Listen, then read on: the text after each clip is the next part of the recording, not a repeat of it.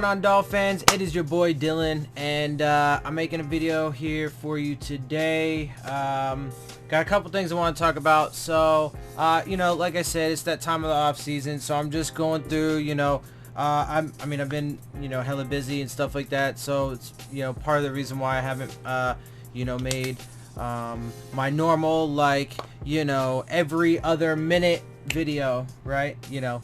If you guys have been subscribers or watched for a minute, you guys know that when it's busy, I definitely post a lot of videos.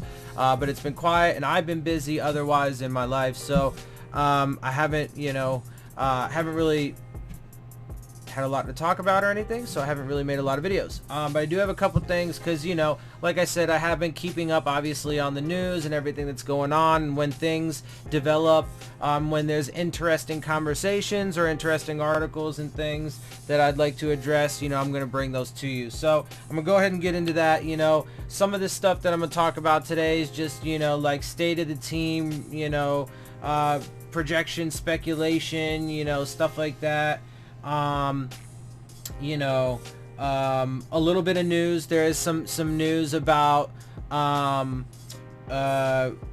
good lord, I totally forgot what it is. What is it? Training camp dates. Good lord, man, I totally had a major blank there for a second. So anyway, I got some news on the dates for training camp. But first, the first thing I want to talk about, like I said, so there's a couple different articles and stuff that I wanted to discuss a little bit, things that I found interesting. So first and foremost, we're going to talk about, there was an article, it was on Bleacher Report. This is from them though. The Bleacher Report app is, as you guys probably know, if you've watched my show, I've mentioned that's the place where I get most of my Dolphins related stuff, because it, you know, it's a hub for you know, everything. But I have the NFL app, I have the Dolphins app, I have the CBS app, the Yahoo Sports app, a bunch of stuff, right? So ESPN, I got a bunch of different apps, so I'm getting news and notes from all over the place. Obviously Twitter and stuff too. Follow, you know, players and the team and so on and so forth. Anyway, this is a Bleacher Report article, and they talked about, well, first of all, it was, you know, they do a lot of, like, you know, stuff covering, you know, all 32 teams in regard to things like this one is ranking every team's backup quarterback situation, right? So here's what they had to say. And so they actually ranked us at number 7, right? So we have the 7th best backup quarterback situation according to Bleacher Report. Projected starter, Ryan Fitzpatrick. Backups, Josh Rosen and Jake Ruddock. If Fitzpatrick starts, the Miami Dolphins will have a backup with as much upside as almost any number 2 quarterback in the NFL. Okay, I'm going to pause there for a quick second. So, while on its face, the situation, right? Well, on its face, you might say, yeah, you know, if he's the backup quarterback, he's definitely got, and there's a good argument for that he's definitely going to be one of the best number 2s in the league. The problem with that is last year he was a number 1 pick, 10th overall. His team decided to cut bait with him after just 1 year. He had a really down year, or he had a down year. Not all his fault, of course, because he was one of the most sacked quarterbacks in the league last year. But his stats weren't all that great. They were, you know, average at best. But again, you know, not all his fault, right? And then, you know, he leaves. There were also, you know, there have also been, you know, rumors and talk that, you know, his attitude's not the best. And he's got some, like, you know, arrogance issues or whatever, stuff like that. Also, you know, people have talked about how smart he is, but, you know, reports are that it's, you know, well, you know, he's going to need to take some time to get this, right? So, which is fine, that's understandable, but with as much as people are, you know, been hyping the kid up, right? So the thing is, and then we gave a 2nd round pick from this draft. From last draft, we got rid of, you know, a really reliable veteran to get Ryan Fitzpatrick, and, you know, made our quarterback situation tenuous at best, right? And so it says a lot if Josh Rosen doesn't end up the starter. Because if he's got that much potential, and if he's that good, and if he's that smart, and blah, blah, blah, he should start over Ryan Fitzpatrick. Because let's keep it real, Ryan Fitzpatrick is not a great quarterback. He's okay. And that's about it. He's definitely better than a Jay Cutler. He's definitely not better than Ryan Tannehill. Okay, so let's keep going. Rosen struggled last year in Arizona, but let's not forget he was a top 10 pick in 2018 after a tremendous run at UCLA. Yes, he did have a great career at UCLA, fact.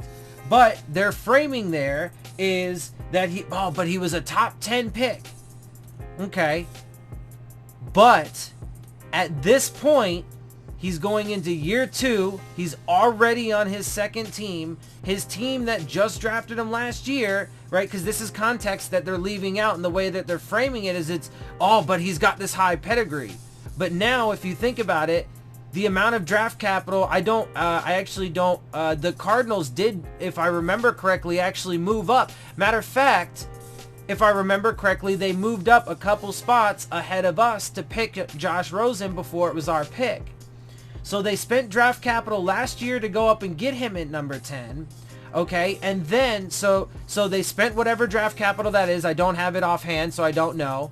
Then they spent the number 1 pick, the number 10th overall pick. Then we gave number 2 overall pick this year and a 5th round pick next year for him. So the amount of draft capital that he's apparently worth at this point is exceeded just the number 10th overall pick in last year's draft. And it's in the full context actually not going, wouldn't play to his benefit, right? Like if it was his resume, right? And if it was, an employer looking at his resume, well, it wouldn't look good. And again, to be fair, that's obviously not entirely his fault, right?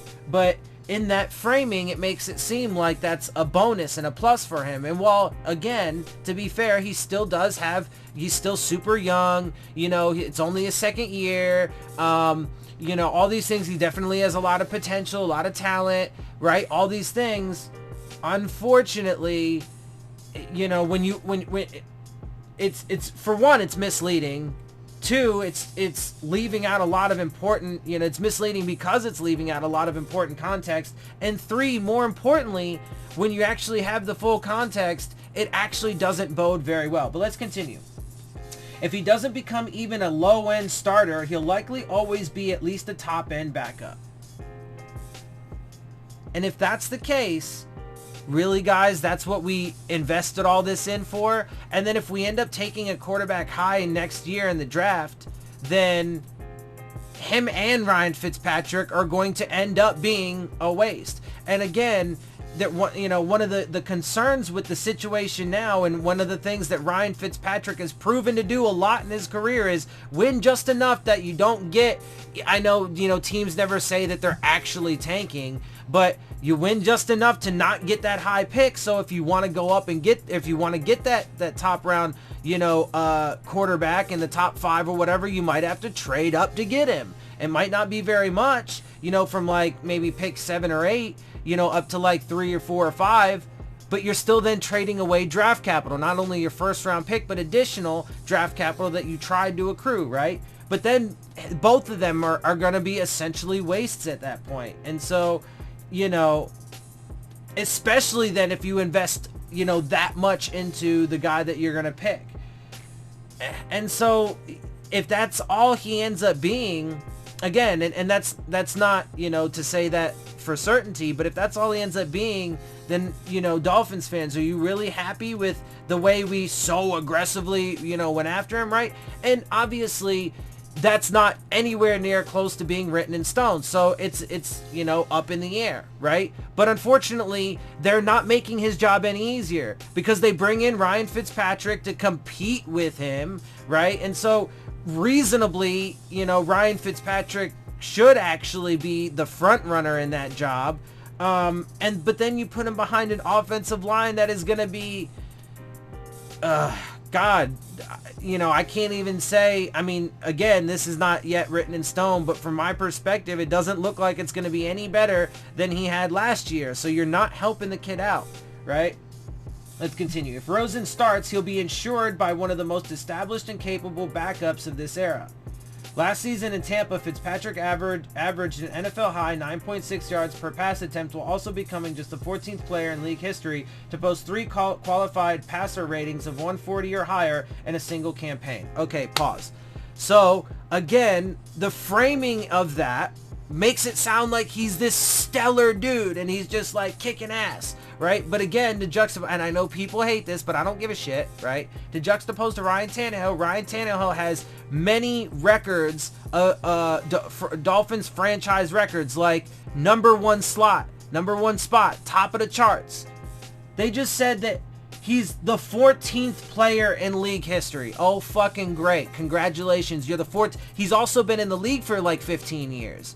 Okay, and on like 7 or 8 different teams. And let's also keep in mind that a lot of the team around him was actually pretty good, especially earlier in the season for Tampa Bay. And not only that, but Ryan Fitzpatrick did prototypical Ryan Fitzpatrick. He lit it up for like a minute and then completely shit the bed, right? And then he gets benched and then he gets cut and now he's here. Right?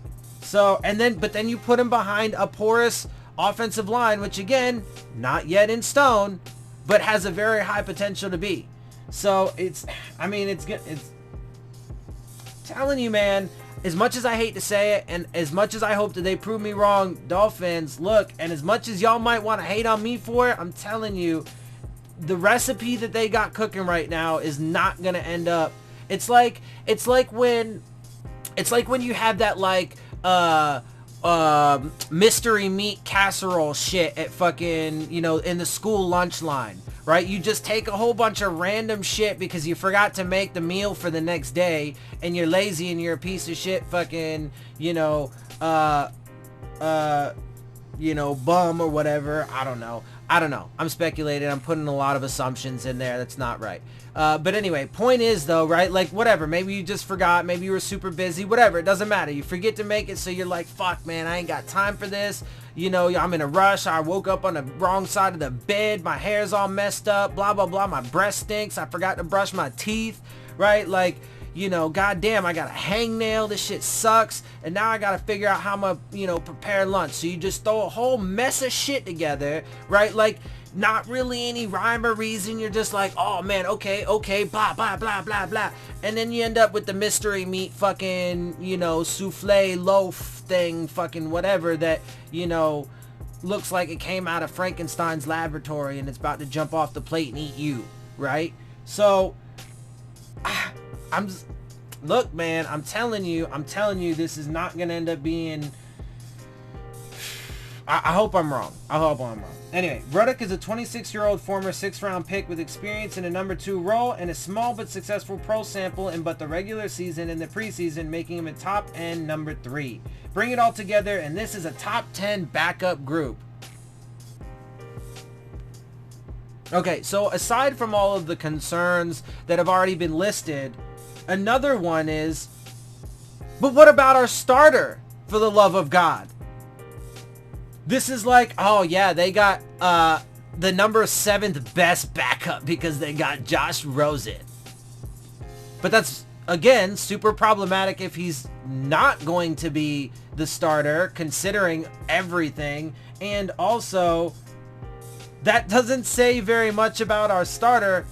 And anyway, so that's that. Moving on.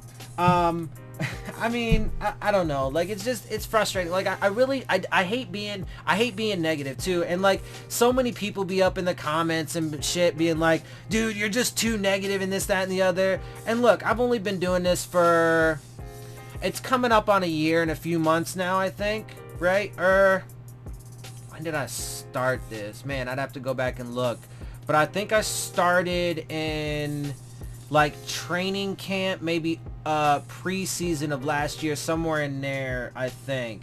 So it's coming up on a year-ish. But look, man, if y'all would have seen me, you know, talking about the Dolphins the year before and the year before that and the year before that, and even going into like some of Philbin's years and shit, like I was the dude that was, no matter what, like TD, man, TD Phins talk. He's a good dude. He's an awesome guy. You know, he's really nice. But if I'm being real, I feel like he's a little naive, right? Like, and I get it, and it's totally cool, like, and I appreciate it, right? You know, it's good to have, it is good to have, you know, some perspective out there, you know, people always keeping it on, you know, the up and up and all that stuff, whatever, you know, and that's generally how I try to be in my life, and in the past few years, I was always like that. But look, I mean, at the end of the day, I'm done with it, like, and I gotta be real, like, I just gotta keep it real, and if I'm doing that, then, you know, this is not, you know, that's not how I'm seeing it, right? So, but again, a lot of that is my perspective. We have to see it bear out, so, you know, that's coming up. All right, but there's more, and Bleacher Report is on one today, apparently, or this is some stuff from the past few days. So, every team's biggest offseason standout so far, right? So again, you know, all 32 teams, they talk about them. Man, and two, like, some of this, I'm sorry to say this, again, I'm sorry to say this, but some of this, and you'll see here in a minute, it's just such, like, false hope. And I can't do that, man. Like, I can't bring myself to, like, hype up the, like, if I don't believe it, man, if I don't feel it, you know, if I don't feel it in my bones, in my heart, in my soul, whatever, and if my brain, you know, being that I base it in facts and logic and reason and data and all those things, at least to the very best of my ability, right? Like, it doesn't add up. It doesn't add up, and it just seems to be like, so this, okay, so, golly, all right. Person making the most noise, Devante Parker. Here's what they gotta say. Wide receiver Devante Parker has struggled to live up to his first-round pick status with the Miami Dolphins. Absolutely true. Could this year finally be the year in which he puts everything together? If the early offseason is any indication, it just might be. Alright, I'm gonna pause there. So why hasn't he lived up to his potential? A good bit of it has been injuries. Okay, give him, you know, some benefit of the doubt there. It's a tough sport, so on and so forth. However, it's also reasonable to say that could have something to do with him, right? We talked about, and, you know, it was in the news about how he kind of, like, you know, created some beef with, I think it was Chris Chambers, an old, you know, Dolphins legend wide receiver, you know, being like, oh, you know, I gotta listen to my coaches, essentially, and, you know, essentially fuck everybody else in the outside world. He said it, you know, in a, you know, more, you know, politically correct Devante Parker way, right? Like, you know, he said something like, you know, I'm not listening to any of the outside noise.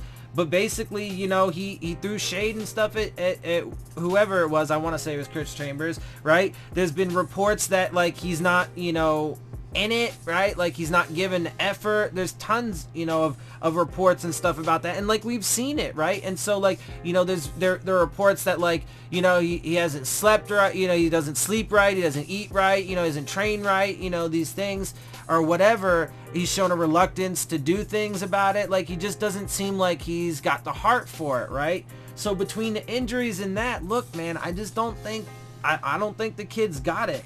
And the past, every single offseason with Devante Parker, it's been the same thing. So in year 5, really, are we gonna play this? Like, I'm sure y'all understand or heard of The Boy Who Cried Wolf, right? Or, you know, fool me once, shame on you. Fool me twice, shame on me, right? Like, it shouldn't take 5 times of getting fooled. Like, again, I wanted Devante Parker. I have his jersey, the 2015 draft. Look, I wanted that dude, man. Like, I thought he was going to be a game changer for us. And I was so hyped, so excited, so stoked when we drafted him, man. And I wish the best for the kid, you know. And I think maybe if he just goes to a different setting, a different environment, maybe with different people, I don't know, right? And who knows, maybe he can put it together this year, and I hope so. But unfortunately, the history, the track record, the body of work, the data, the full context, it doesn't paint that picture. So it's exceptionally naive at best to be saying that, if the early offseason is any indication, it just might be. It's not. It's not an indication. When the fuck ever in the history of the NFL has now been a direct indication of things to come in the season? Like, come on, let's keep it real, right? Like, it's ridiculous. Anyway. He's done a nice job, quarterback Ryan Fitzpatrick said of Parker, per Adam H. Beasley of the Miami Herald. Attention to detail. He does a good job tracking the ball, has a nice catch radius. He's a big physical guy, and he has been impressive thus far. Okay, all of those things are true about Devante Parker. Nobody has said that the dude doesn't have talent. He's got all the talent in the world. But is he going to stay healthy, and is he going to really put in the work? People can say it. He can say it. Fitzpatrick can talk him up all he wants. It doesn't matter unless the results show, right? So, unfortunately, he doesn't have, in my perspective, he just doesn't have the benefit of the doubt, right? The Dolphins need Parker to continue improving throughout training camp because he's their best chance of having a number one receiver this season. I mean, I just find that actually categorically false, to be honest with you. Again, with what he's shown, there's no reason to think, there's no logical, reasonable expectation you could have for him being that. If it happens, it would be a surprise. The only person that would know it would be a thing would be him. And only because he's, confident in himself. But again, we haven't even really seen that. So, right? And then not only that, but come on, really, dude? I guarantee you, I'm going to make a prediction here. I guarantee you that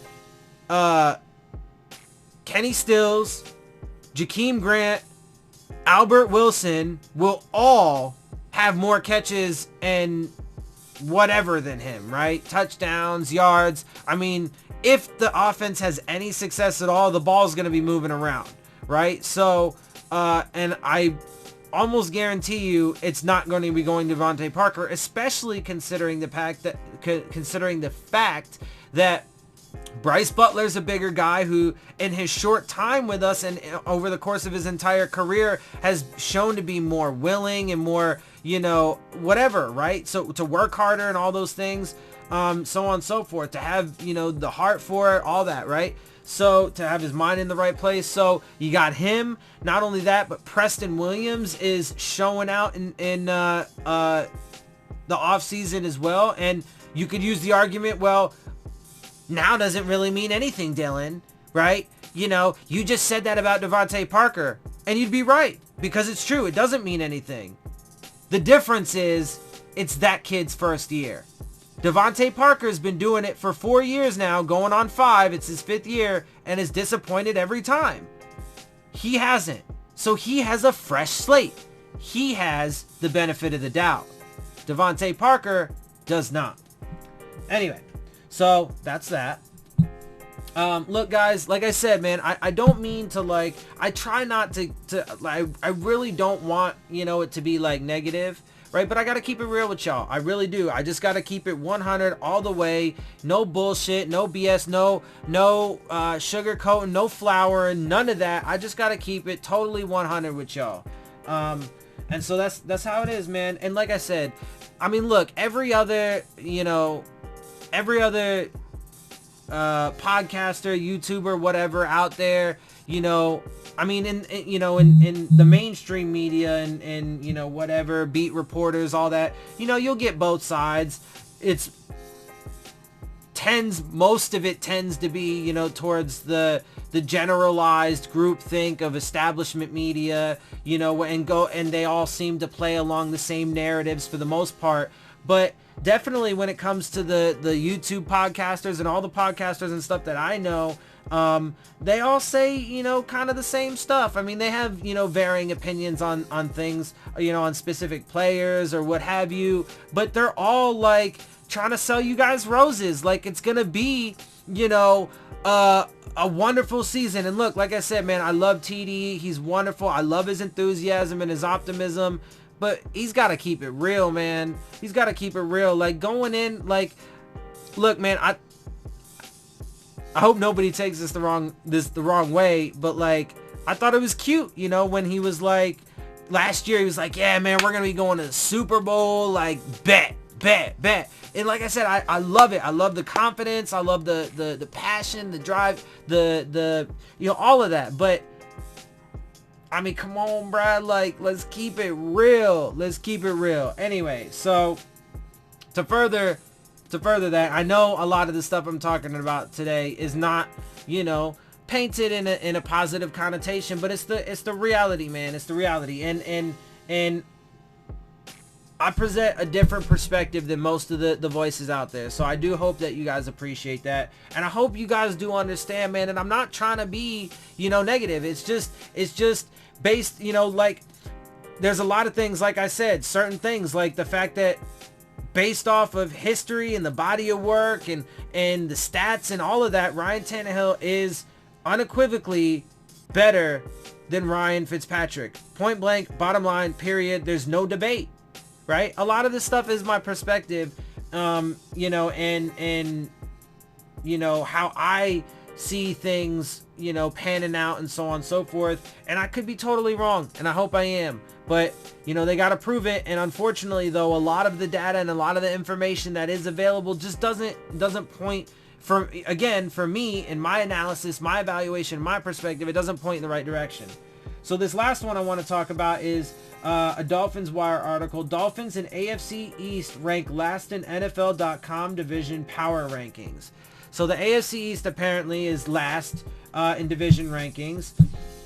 And we are ranked last in the division, which, again, man, I mean, look, you know, Vegas has us right now, I think, and has for the past several months since the season ended, as the worst odds to make the Super Bowl, right? Like, you know, almost everybody and their mother's brother, you know, and you know, doesn't think we have a chance, you know, is doubting us, so on and so forth. Look, you know, NFL.com, their division power rankings, but there's a lot of tangible, like, you know, evidence to point towards that, right? There's a lot of, you know, mystery and unknown with a lot of the players we have. It's a first-year head coach with an entirely new front office and, you know, almost an entirely new coaching staff and like a half a new team with a ton of new guys, and right, you know, all this stuff, right? So there's a lot that goes into it, and unfortunately, again, the odds are just not really in our favor. May the odds forever, or how does it go?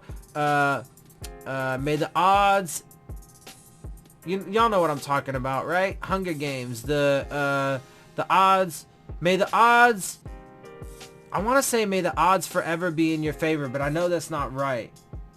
Because it's like, may the odds be ever in your favor. I think that's what it is. Anyway, look, it's not good, man. It's not good. So just be ready for that, y'all. Just be ready for that. It's not going to be. Also, real quick, I don't have a lot of information on this because I forgot to. I just popped into my head. I wasn't planning on talking about this, but the NFL is talking about making pass interference reviewable. I think that is going to be a thing, and I think that's great. But I think that's only, if I'm being honest, there barely scratching the surface, and it doesn't go anywhere near far enough.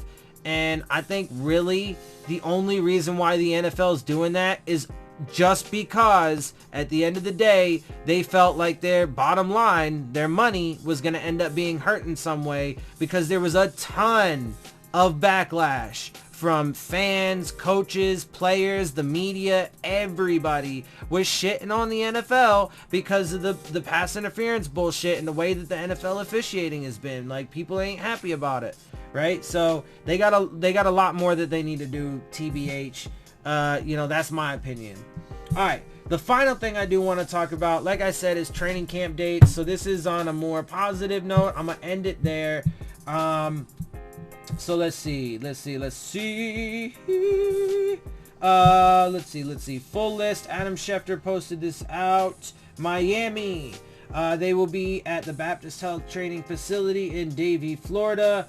The rookies are reporting in 7/21. So that's what, July 21st? July 21st.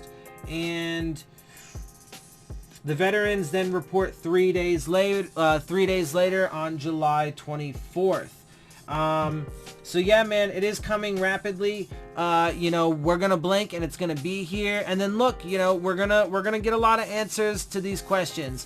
And so obviously, the only thing at the end of the day that matters is, game day, regular season, when it's live bullets and, it's all up in the air and, games on the line, all that stuff, right? But the off seasons are important for a lot of different reasons. Obviously, they are going to have to trim down to get the best roster that they possibly can.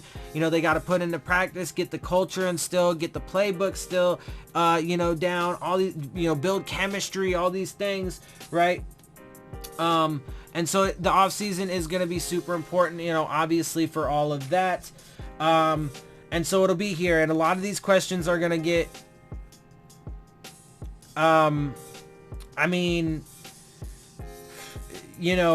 certainly, obviously, by the time the season starts, we'll have a degree of answers, right? We'll know what the roster is. We'll know what the roster looks like and who's on the team, right? And what our starting lineup's going to be. And then we'll have to wait until games are played to see if, we get the answers that we wanted. We're going to get some kind of answer, we just got to wait and see if they're the ones that we want. So, it's almost here, man. At this moment, it's still a minute away, but time flies, man, and it's going to be here before you know it. And, and I know, hey, look, I talk a lot. I got a lot of things to say that people, don't always like. It's a perspective that's not always the most positive because I just try and keep it real based in the facts and reality for you guys. So I understand that. But so, enjoy the little break right now. You ain't got to listen to me, talking all this crap, right? A lot of y'all out there think I just be talking a bunch of bullshit and whatever, and that's cool, but so y'all ain't gotta listen to me, for a whole lot right now, but best believe that when the season comes around, when training camp comes around, man, it's gonna be high flying because there's gonna be a lot. There's gonna be tons of interviews with players and coaches after practices, right? Because the media is going to be not at every practice, but I think like half of the practices they get to be at. So, we're going to be in there, figuring out what's going on with these battles, right? The offensive line, of course, to me is the most important, but who's going to be our number 2 corner opposite Xavier Howard, right? Are we going to have a tight end that can do something in the pass game, right? Our running backs, if the offensive line doesn't, perform up to how we want them to, are they going to be able to, make something out of nothing, right? So there's going to be a lot of answers. And the quarterback, man, who's it going to be? Is it going to be Fitzpatrick? Is it going to be Rosen, right? So there's a lot. It's coming up quick, guys. And look, at the end of the day, no matter what, right? Even though I have this perspective that I do, I'm still excited, man, because I'm a Dolphins fan, and that's the way it is. That is the way it is. Look, man, I've been a Dolphins fan as long as I can remember. Ever since I started watching football, I bleed aqua and orange. It's the only colors I've ever bled, right? And yeah, I got tons of memorabilia. I'm gonna get that. I'm gonna get a Dolphins tattoo one day. I don't have it yet, but I will, because it's a part of me and my fabric, right? So I'm with them, man, and I back them no matter what. Like I said, I advocate for this regime to have 5 years regardless. They could go 0-16 for the next 3 years straight, and I would still be the one advocating when everybody else is clamoring for them to be fired. Be like, nah, man, give them 2 years. We got to be consistent.